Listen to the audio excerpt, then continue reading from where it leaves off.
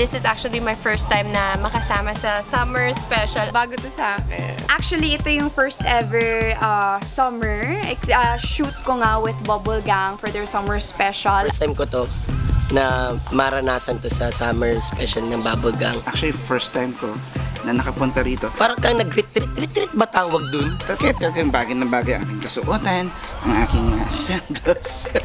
Ang lalaki ng mga paa, no?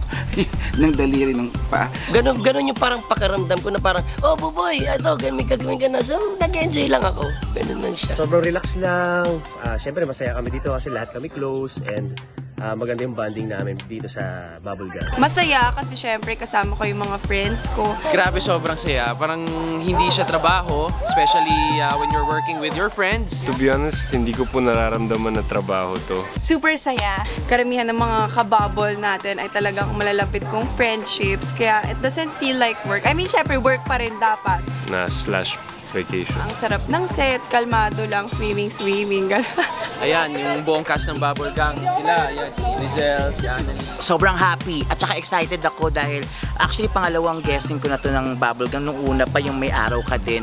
Sa pangalawa to, sobrang excited ako kaya maraming salamat po sa pag-imbita sa akin. At isang malaking karangalan na nandito ako ngayon, nakasama ang aking mga kagang, Bubble Gang. Marami kaming mga sorpresa para sa inyo. Naku, masaya na naman to. Siguradong Fun and enjoy. Pero guys, I can't deny the fact na sobrang init.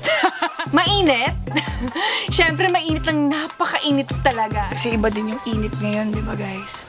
Pagtatalon dyan! Ito, malapit lang sa Manila. So, kahit saan naman kami magpunta eh. Basta ang importante, makakasama mo eh. Ang saya pa din. Alam mo yung parang workation na rin. Nag-work kami pero parang hindi siya talagang work kasi parang nagbe-vacation kayo, ganyan. Babarkada, ang mga cast, alam mo yun, sobrang saya. So ako, na-experience ko siya and parang isa to sa mga core memories ko na.